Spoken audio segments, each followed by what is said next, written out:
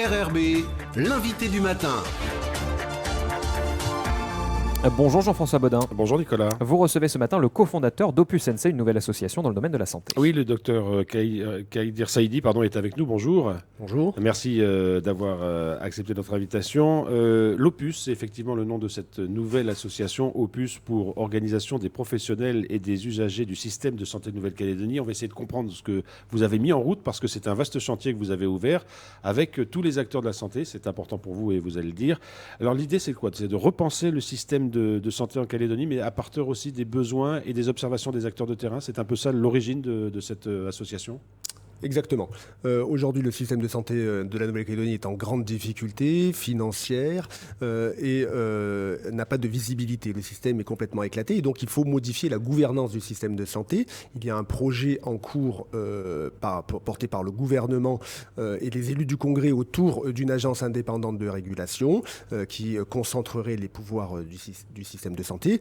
Nous pensons qu'il faut voir les choses différemment à travers des parcours de soins et des parcours de santé. Et pour ça, il faut prendre en compte les acteurs du terrain. Ils ne sont pas assez pris en compte dans la gouvernance.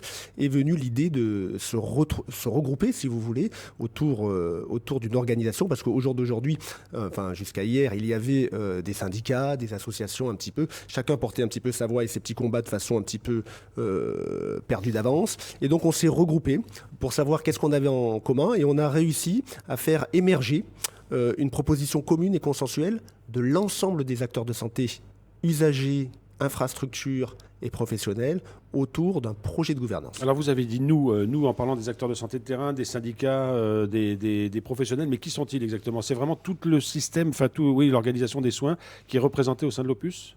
Exactement. L'Opus donc, est constitué de 4 collèges. Un collège des usagers. Ce collège des usagers regroupe un certain nombre d'associations très représentatives, la Ligue contre le cancer, l'association des diabétiques, des collectifs pour le handicap, et j'en passe.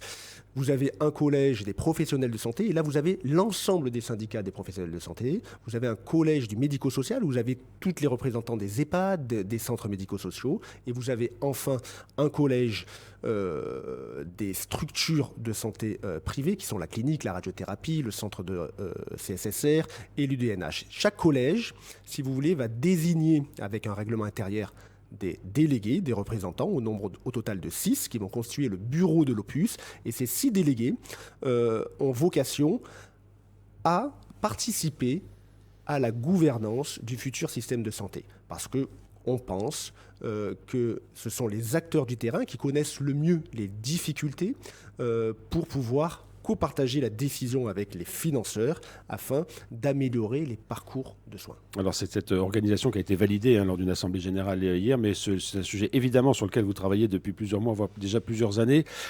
Quel est le point de départ ? Par où aujourd'hui, faut-il réformer le système de santé en Calédonie selon vous ? Il faut savoir où on veut aller. La vision que l'on veut porter sur le moyen et le long terme. Le système de santé tel qu'il a été créé aujourd'hui a très bien marché pour les accidents courts, c'est-à-dire les maladies aiguës.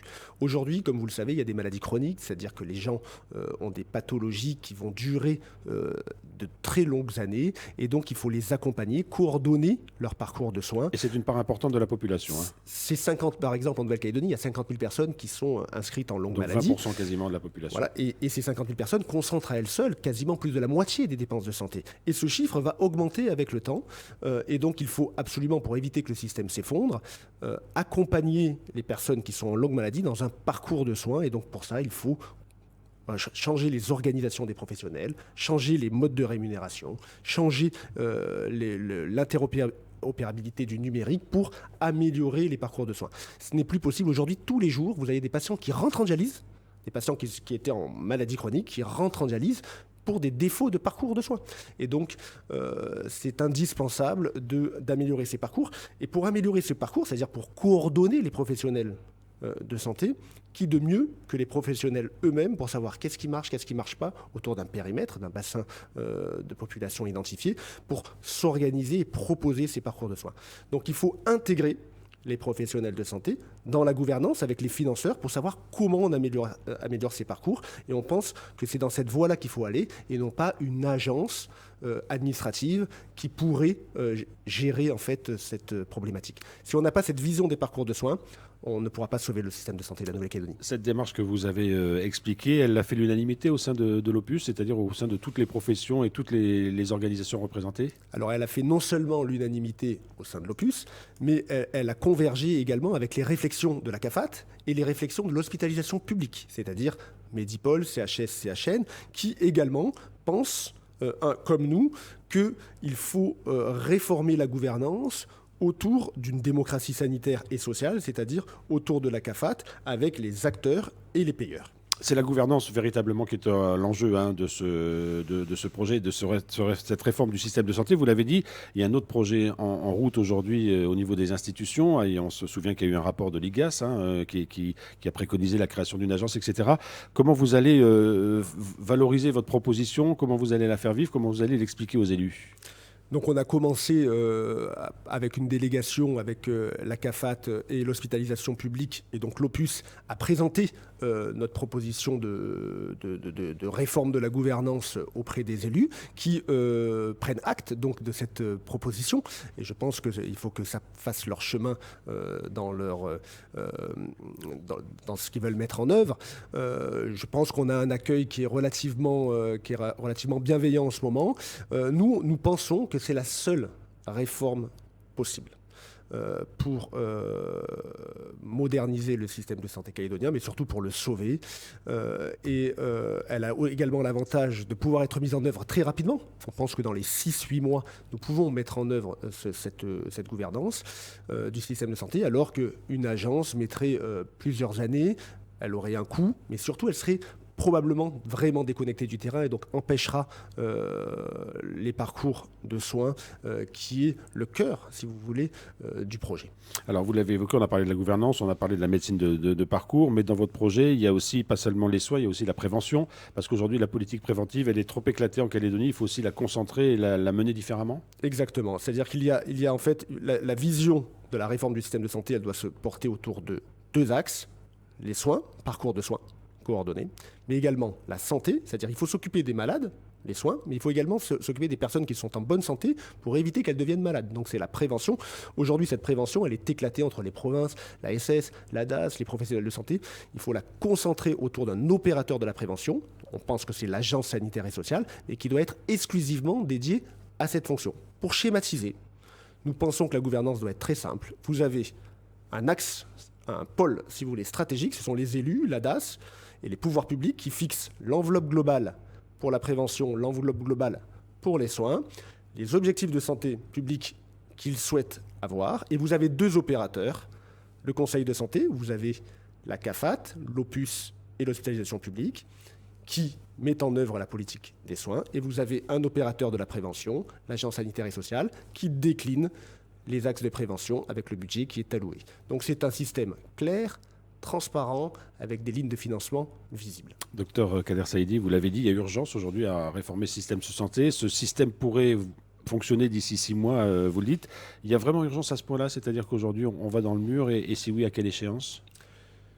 Si vous voulez, vous voyez déjà la pénurie des professionnels de santé qui s'accélère. Alors, ça en fait partie. Vous allez avoir, si vous voulez, dans un espace budgétaire contraint, une accélération du déficit du RIAM qui est à 15 milliards par an, mais il va s'accélérer avec le temps.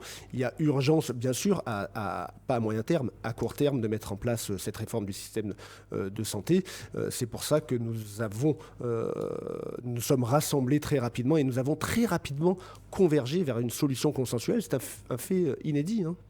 Un dernier mot, docteur Kader Saïdi, par rapport à l'actualité, vous l'avez évoqué, la pénurie de soignants en Calédonie. Aujourd'hui, ça touche à peu près toutes les catégories de soignants. Il n'y a plus de professions préservées par cette tendance.